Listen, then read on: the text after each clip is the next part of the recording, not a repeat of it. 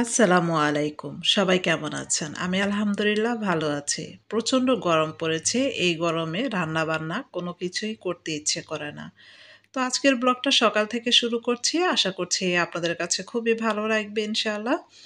তো এই তো সকালে রুটি তৈরি করে নিচ্ছি। আর রুটির ডোটাকে কাঁচা তৈরি করেছি, সিদ্ধ করি নাই। আর কাঁচা ডোটা তৈরি করে রুটি খেতে আমাদের আ খুবই ভালো লাগে। সিদ্ধ ডো তৈরি করা হয়, তবে সিদ্ধ ডোয়ের থেকে কাঁচা ডোয়ের রুটিটাই বেশি তৈরি করা হয়ে থাকে। তো এই তো একটা গোল শেপে আ ডো তৈরি করে নিয়ে তারপর সামান্য পরিমাণে শুকনো আটার গুঁড়ি দিয়ে তারপরে এই তো রুটিটাকে গোল শেপ করে বেলে নিয়েছি। আর এখন চুলায় অলরেডি একটা তাওয়া বসিয়ে গরম হয়ে গেলে বেলে নেওয়া রুটিগুলোকে এক, এক করে সেঁকে নেব। আর যেহেতু কাঁচা ডো দিয়ে তৈরি করেছি সেজন্য রুটিগুলো মিডিয়াম লো ফ্লেমে আস্তে, আস্তে চেপে, চেপে সেঁকে নিতে হবে। আর আজকে এই তো টমেটো, পেঁয়াজ, মরিচ দিয়ে ডিম অমলেট করে নিচ্ছি। ৩ টা ডিম এখানে অমলেট করে নিচ্ছি। আর এই ডিম দিয়ে শর্টকাটে আজকে নাস্তাটা সেরে নেওয়া হবে। তো বলেন তো টমেটো দিয়ে কে, কে এই ডিম অমলেট খেয়েছেন? টমেটো দিয়ে কিন্তু ডিম অমলেট খেতে খুবই ভালো লাগে। আমি মাঝেমধ্যেই এই টমেটো, পেঁয়াজ, কাঁচামরিচ দিয়ে ডিম অমলেট করে থাকি। তো এই তো ডিমটাও অপর পাশ হয়ে গেলে মাঝ বরাবর ২ টা ভাগ করে নিয়েছি। আম নিয়ে একটু লাল, লাল করে ভেজে নিব। খুব সুন্দর একটা ফ্লেভার আসে এই ডিম অমলেটের। আম তো এই তো নাস্তার পর্ব যখন শেষ হয়ে যাবে তখন দুপুরের রান্নাটাও সেরে নিব। আজকে ২ পিস রুই মাছ এখানে নিয়েছি আর ট্যাংরা মাছ নিয়েছি।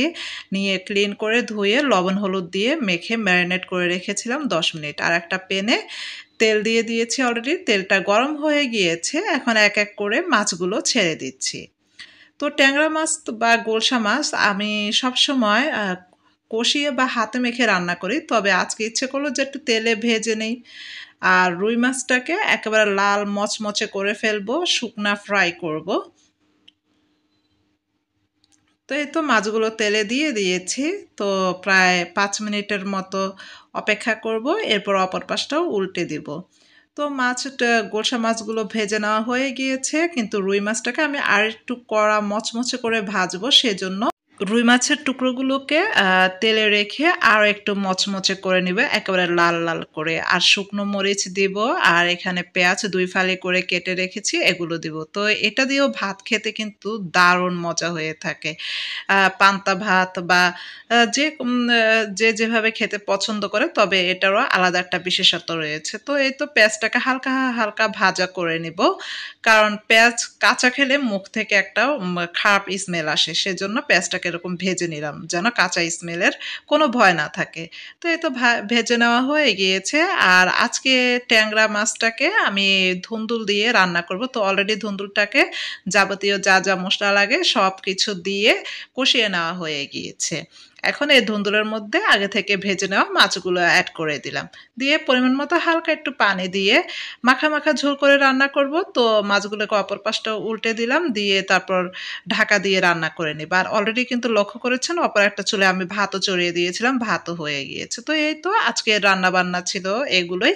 তো আশা করছি ভালো লেগেছে। ভালো লাগলে অবশ্যই ভিডিওটাতে লাইক, কমেন্টস আর শেয়ার করে দিবেন।